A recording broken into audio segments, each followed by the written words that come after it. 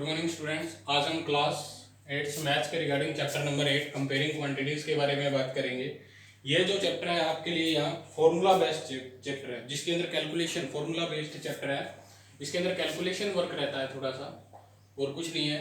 इसके अंदर सबसे पहले मैंने एक्सरसाइज 8.1 के बारे में बात की, कोई बेसिक डिटेल नहीं, बस सिंपल स्टार्ट करते हैं। हर एक क्वेश्चन के अकॉर्डिंग इसको सोल्व आउट करते जाएंगे। तो देखिए कुछ इंपॉर्टेंट टर्म्स हैं परसेंटेज और रेशियो के बारे में। तो परसेंटेज का मीनिंग क्या होता है, जैसे इसने भी वर्ड के अंदर से आप देख रहे हो परसेंटेज, सेंटेज का मतलब कितना हो गया 100।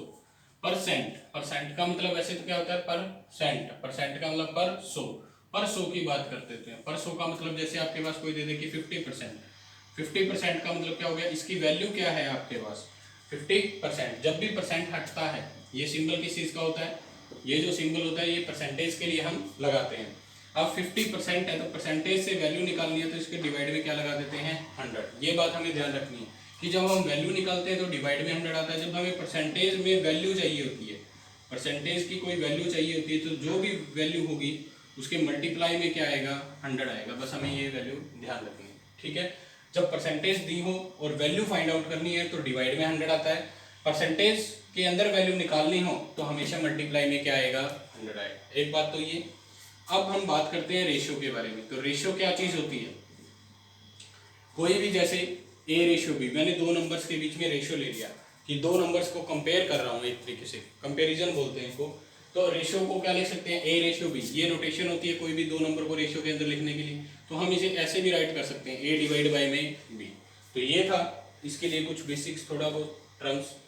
आगे देखिए क्वेश्चन स्टार्ट करते हैं। फर्स्ट क्वेश्चन के अंदर देखिए क्या लिखा गया है। देखिए स्टूडेंट, क्वेश्चन मैंने बोर्ड पे राइट कर दिया है। क्वेश्चन नंबर 1 में क्या लिखा गया है कि find the ratio of flowings. In terms के जो रेशियो हमें निकालने हैं, पार्ट 1 में क्या लिखा गया है, ए पार्ट में स्पीड ऑफ साइकिल 15 किलोमीटर पर आवर्स। कोई साइकिल है उसकी स्पीड बताई गई है। अब स्पीड है तो उसकी यूनिट क्या होती है किलोमीटर पर आवर्स।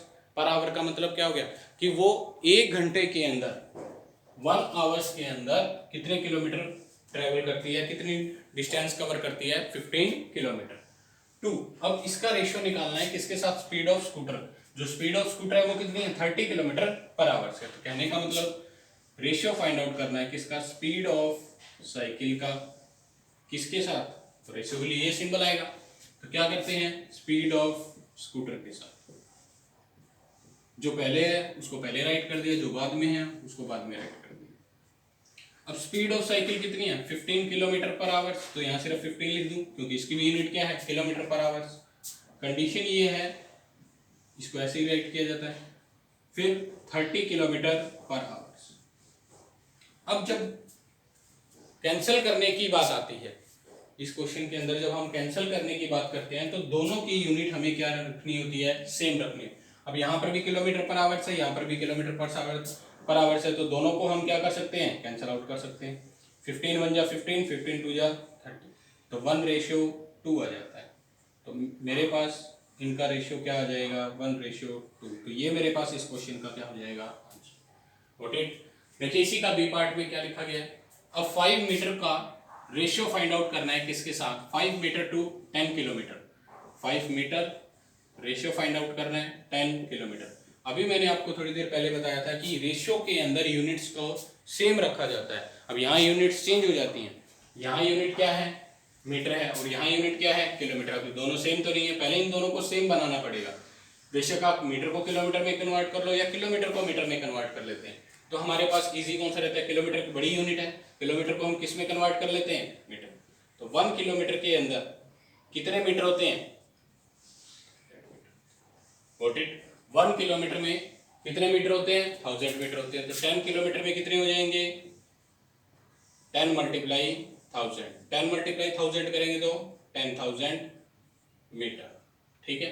तो 10 किलोमीटर की जगह मैं क्या राइट कर सकता हूं 10,000 मीटर। तो 5 मीटर और यहाँ क्या आ जाएगा 10,000 मीटर, गॉट इट।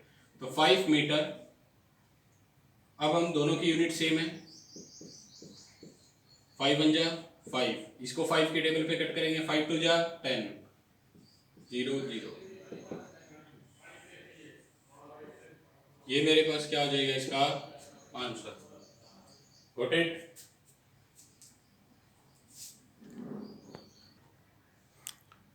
एक बात और, कुछ बच्चों को इन यूनिट्स को निकालने में भी प्रॉब्लम होती है। इन यूनिट्स को निकालने में, जैसे 1 किलोमीटर में कितने मीटर होते हैं, 1 मीटर में कितने सेंटीमीटर होते हैं, इन सभी यूनिट्स को निकालने के लिए भी प्रॉब्लम होती है। तो हम बेसिकली हम देखते हैं कि एक टेबल से हम इन सभी को याद रख सकते हैं। क्या है? जिसका हम बोलते हैं कि king Harry died, mother did not cry much. ये बस एक लिखने का मेथड होता है, आप इसको कोई और भी नाम से याद कर सकते हो। बस ऐसे ही है कि कोई भी एक सीक्वेंस बना के आप इसे याद कर लीजिए। King Harry died, mother did not cry much. ठीक है, अब इसका मतलब क्या होगा? अगर मुझे मीटर की सीरीज बनानी है, जैसे मीटर मीटर लगा होता है, तो किलोमीटर ये क्या हो गया? Kilometre, hectometre, decametre, metre, decimetre,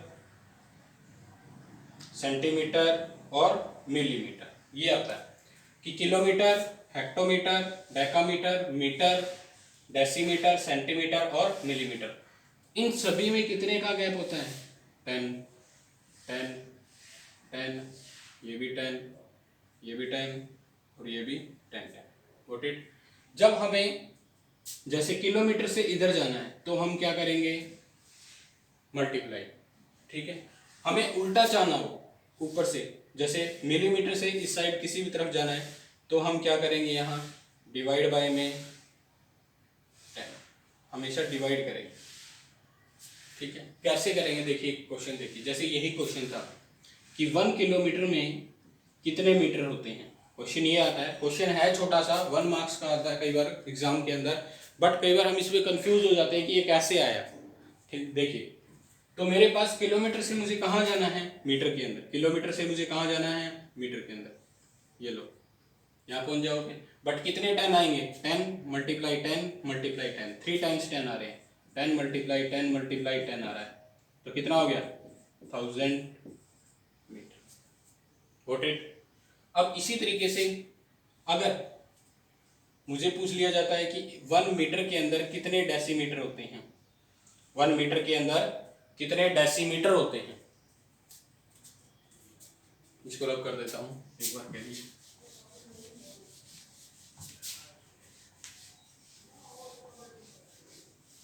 1 metre के अंदर कितने डेसीमीटर होते हैं,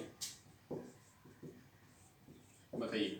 तो 1 मीटर से हमें डेसीमीटर पर जाना है, तो 1 मीटर से डेसीमीटर में सिर्फ एक का ही गैप है सीधा, तो डायरेक्ट 10 से मल्टीप्लाई कर दें। 10 तो सीधा ही 10 मीटर, 10 डेसीमीटर। तो 1 मीटर में कितने डेसीमीटर होते हैं? 10। और 1 मीटर में कितने सेंटीमीटर होते हैं वो देख लीजिए। 1 मीटर से हमें कहाँ जाना है? सेंटीमीटर पर। कितने 10 आ गए? 10 मल्टीप्लाई 10, तो 10 मल्टीप्लाई 10 कितना हो गया? Got it? ये था कुछ यूनिट्स के बारे में जिसके बारे में हमें पता होना चाहिए। अब देखिए इसका, अगर हम रिवर्स के अंदर चलें तो हम क्या करेंगे? देखिए मैंने क्या बनाई थी table, king Harry died, mother did not cry much. यहां तक तो ये 3 जो हैं ये तो कैपिटल लेटर में लिखते हैं और इन 4 को हम स्मॉल लेटर में लिख देते हैं। तो किलोमीटर, हेक्टोमीटर, डेकामीटर, ये ध्यान रखना, डी और डी, कैपिटल डी डेका होता है, डेकामीटर, और ये डेसी होता है। अब इन दोनों में पहला कौन सा आएगा? आपको ये भी कंफ्यूजन होगा कि डी ई, इसमें भी डी है, इसमें भी डी है, इसमें ई है, इसमें भी ई है, अब इसमें के है और इसमें सी है, तो बड़ा कौन हो गया अल्फाबेटिकल लेटर के हिसाब से? ये हो गया, तो डेकामीटर पहले आएगा। ठीक है, मीटर, डेसीमीटर, सेंटीमीटर और मिलीमीटर, ये थे मेरे पास। मैंने बताया था इनके बीच में 10-10 का गैप था।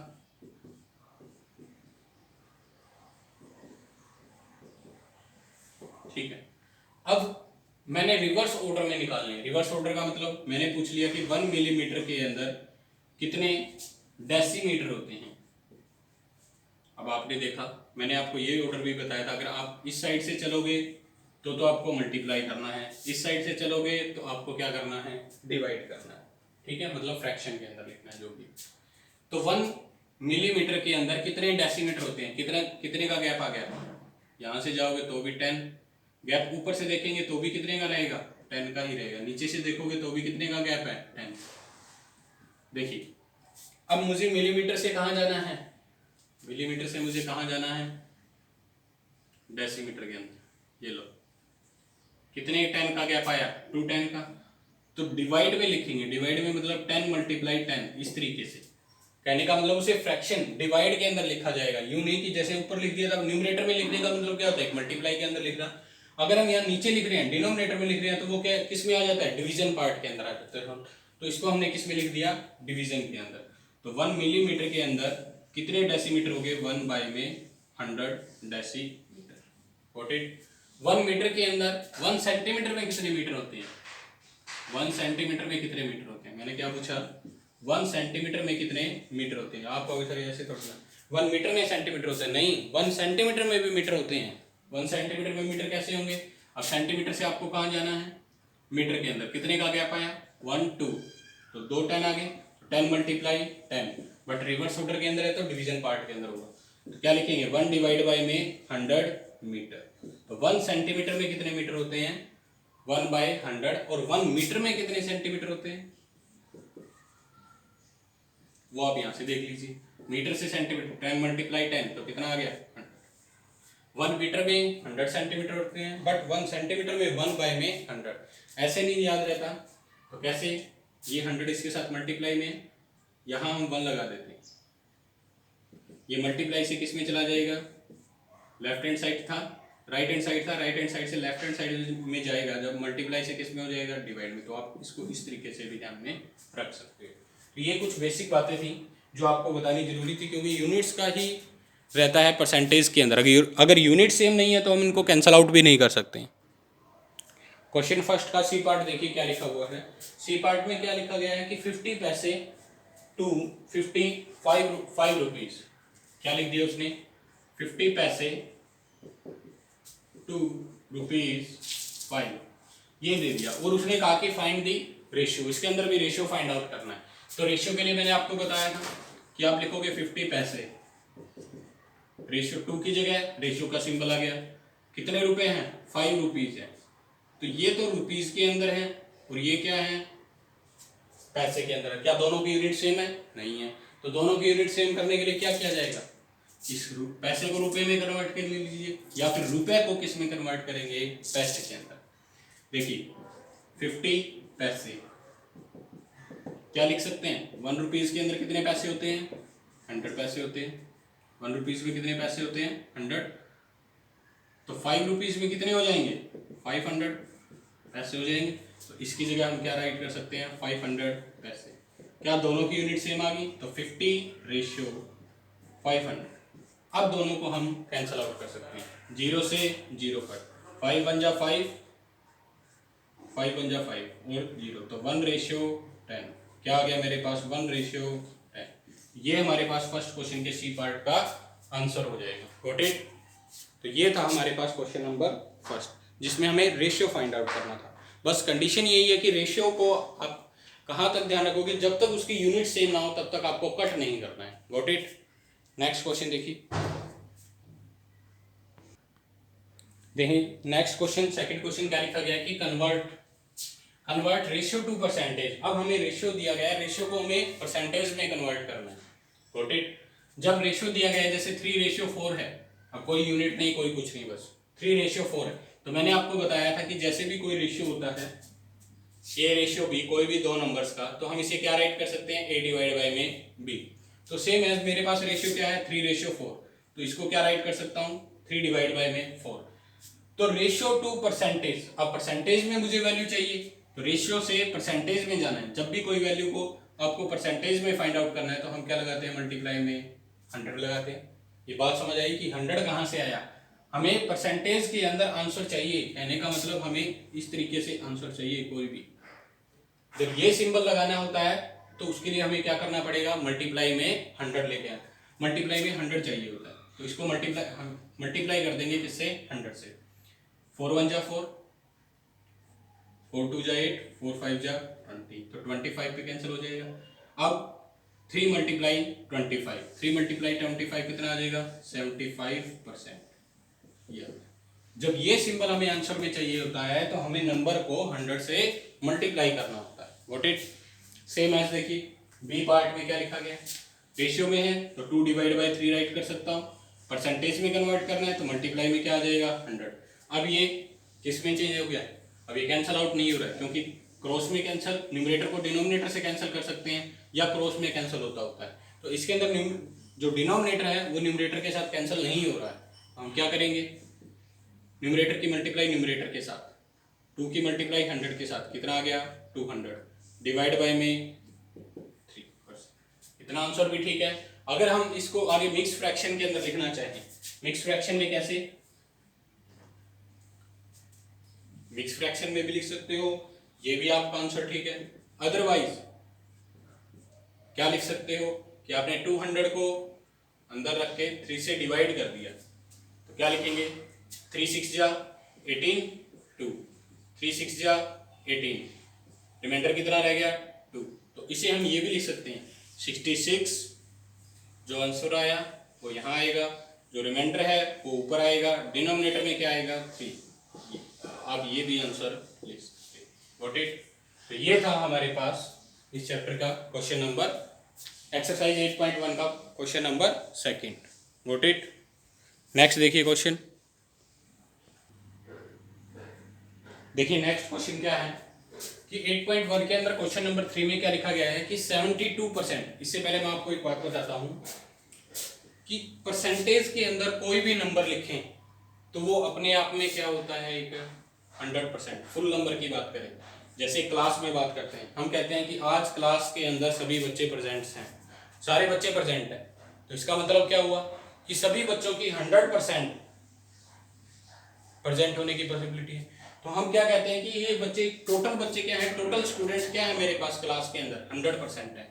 अगर मैं ये कहता हूँ सर मेरे पास 50% बच्चे क्लास के अंदर प्रेजेंट है, ठीक है, मैंने कहा कि सर मैंने क्लास की अटेंडेंस ली तो मुझे पता चला कि क्लास में कितने बच्चे प्रेजेंट हैं, मैंने उन बच्चों को परसेंटेज के अंदर बताना चाहा तो मैंने कह दिया कि 50% बच्चे प्रेजेंट है। तो आप कहोगे सर 50% एब्सेंट भी तो है, 50% अगर प्रेजेंट हैं मतलब 50% जो प्रेजेंट हैं, ठीक है, आप कहोगे एब्सेंट कितने हैं, अगर परसेंटेज में ही वैल्यू बताने चाहोगे तो हम क्या कहेंगे सर 50% अगर प्रेजेंट है तो 50% क्या होंगे, एब्सेंट भी तो होंगे सर क्लास के अंदर।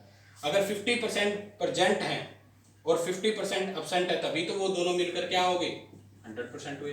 तो कोई भी वैल्यू अपने आप में क्या होती है 100% होती है। एक तो बात हमें ये ध्यान रखनी है, जैसे मैं कहता हूँ कि क्लास के अंदर 50% स्टूडेंट क्या हो गए हैं, पास आउट हो जाते हैं किसी एग्जाम में, और 50% स्टूडेंट क्या हो जाते हैं, फेल हो जाते हैं। तो अगर मैं आपको कहता हूँ कि अगर पूरी क्लास के अंदर 70% स्टूडेंट पास हैं मैथमेटिक्स के एग्जाम में, तो आप कहोगे कि मैंने पूछा कि आप ये बताइए कितने परसेंट स्टूडेंट क्या होंगे फेल, तो आप कहोगे सर 100% टोटल होता है, 100 में से 70% हम माइनस कर देंगे तो कितना आ जाएगा 30% स्टूडेंट। तो कितने फेल हो जाते हैं, 30% स्टूडेंट क्या हो जाते हैं, फेल हो जाते हैं। व्हाट इट, तो ये था हमारे पास कुछ कि कोई भी परसेंटेज के अंदर जो भी हमें वैल्यू एक दी होती है दूसरी हमें निकालनी होती है तो उसे हम 100 में से माइनस करके निकालते हैं। एक दो एग्जाम्पल और देखिए, जैसे मैंने कहा इंग्लिश सब्जेक्ट के अंदर 30% स्टूडेंट क्या हो गए, फेल हो जाते हैं। तो बताइए कितने परसेंट ऑफ स्टूडेंट पास हुए हैं क्लास के अंदर। इंग्लिश सब्जेक्ट के अंदर 30% स्टूडेंट क्या हो गए हैं, फेल हो गए हैं। तो हाउ मेनी परसेंट स्टूडेंट पास, तो कितने परसेंट स्टूडेंट पास हुए हैं। तो आप क्या कहोगे सर, सीधा सा है पता आंसर हमें 70% स्टूडेंट। अब 70% जब परसेंटेज से परसेंटेज में ही निकालना हो तो डायरेक्ट क्या करते हैं, जो भी वैल्यू गिवन है उसको 100 में से क्या कर देते हैं, माइनस कर देते हैं, और आंसर हमारे पास किस में आ जाता है, परसेंटेज में आ जाता है। बट जब नंबर के अंदर निकालना होता है तो थोड़ी सिचुएशन अलग हो जाती है, ठीक है। जब भी हम कोई नंबर की बात करें, जैसे टोटल स्टूडेंट कितने हैं क्लास के अंदर, टोटल स्टूडेंट कितने हैं 50, ये अलग है थोड़ा सा। देखिए नंबर की बात करते हैं, जब भी हमें कोई नंबर निकालना होता है, अब जैसे कह देता है कि 30% स्टूडेंट है आपकी क्लास में, अगर 30% स्टूडेंट है, अब मुझे इसे नंबर निकालना है तो नंबर के लिए क्या करना पड़ेगा, 30 परसेंटेज हटाऊंगा तो डिवाइड बाई में 100। ये किसका 30% स्टूडेंट है, टोटल नंबर ऑफ स्टूडेंट्स का, जितने क्लास के अंदर हैं उनका 30%। कहने का मतलब इस स्टेटमेंट का मतलब क्या है, 30% of total student. Got it. इसका मीनिंग क्या है, 30% of total student, total student में से 30%। तो यहां हमेशा क्या आएगा, total number of students. Got it. ये चीज होती है जो हमें इन क्वेश्चंस के अंदर करनी है। क्वेश्चन पे चलते हैं और भी ज्यादा समझ आएगा। देखिए क्वेश्चन का सॉल्यूशन कैसे फाइंड आउट करेंगे। ये क्वेश्चन नंबर 3 में क्या राइट किया गया, पहले स्टेटमेंट क्या कहती है कि 72% of 25 students are good in mathematics. कहता है कि 25 स्टूडेंट में से 25 स्टूडेंट का 72% गुड है मैथमेटिक्स में, मतलब मैथमेटिक्स के अंदर अच्छे हैं। और how many are not good in mathematics, तो ये बताना है कि कितने नंबर ऑफ स्टूडेंट मैथमेटिक्स में गुड नहीं है। देखिए अगर परसेंटेज की बात करता है तो हम क्या लिखते हैं, percentage of good in mathematics. Percentage में बात करते हैं कितने percent, percentage of good in mathematics, कितने परसेंट गुड हैं, 72%। ये बात पता होती है। और ओवरऑल टोटल कितने परसेंट होते हैं, 100% होते हैं। तो मैंने कहा percentage of not good, percentage of not good in mathematics. तो ये बताइए कि मैथमेटिक्स के अंदर परसेंटेज में कितने गुड नहीं है। तो आप कहोगे सर परसेंटेज में अगर हमें बताना होता है तो 100 माइनस 72 परसेंटेज में आ जाएगा। इसको माइनस कर देते हैं 100 में से, जितने बचेंगे वो क्या होंगे, नॉट गुड होंगे। वो नॉट गुड कितने आ जाएंगे, 28%। ठीक है यहाँ तक। अब तो थी परसेंटेज में बात, बट हमें एक्चुअल में फाइंड आउट क्या करना है, how many number of students not good in mathematics. But not good percentage में कितने हैं, 28, ठीक है, और गुड कितने हैं, 72। बट किसका 72 है, किसका 72 है, 25 स्टूडेंट। कहने का मतलब टोटल स्टूडेंट मेरे पास कितने हैं, टोटल स्टूडेंट्स 72% ऑफ दिया हुआ है, तो टोटल स्टूडेंट मेरे पास कितने आ गए, 25। Got it. तो अब हमें निकालना क्या है, नंबर निकालना है। मतलब जब परसेंटेज से हमें नंबर निकालना होता है तो number of not good in number of student not good in mathematics, ये बताना है कि ये काउंटिंग में कितने हैं एक्चुअल में। 25 से ज्यादा हो नहीं सकते क्योंकि टोटल ही स्टूडेंट कितने हैं, 25। तो ये इतना तो कंफर्म होना चाहिए कि इसका आंसर 25 से कम आएगा। ठीक है। अब नॉट गुड हमें बताना, नंबर के अंदर बतानी है, मतलब काउंटिंग के अंदर 1 2 3 वैल्यू या 15 10 जितने भी होंगे वो कितने होंगे।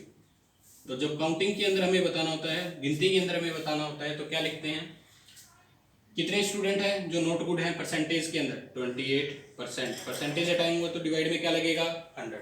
जब परसेंटेज का सिंबल हटाते हैं तो डिवाइड में क्या लगेगा, 100। मल्टीप्लाई में यहाँ क्या आएगा, टोटल स्टूडेंट। ठीक है, क्योंकि टोटल स्टूडेंट में से 28% है, तो 28 डिवाइड बाई में 100 मल्टीप्लाई में टोटल नंबर ऑफ स्टूडेंट कितने हैं मेरे पास, 20। कट कर दीजिए, 25 बन जा 25, 4 से 4 बन जा 4, 4 7 जा 28, तो कितना आ गया, 7 स्टूडेंट्स आ गए मेरे पास जो क्या है, नॉट गुड इन मैथमेटिक्स। यही फाइंड आउट करना था कि कितने नंबर ऑफ स्टूडेंट मेरे पास नॉट गुड हैं मैथमेटिक्स के अंदर। ठीक है।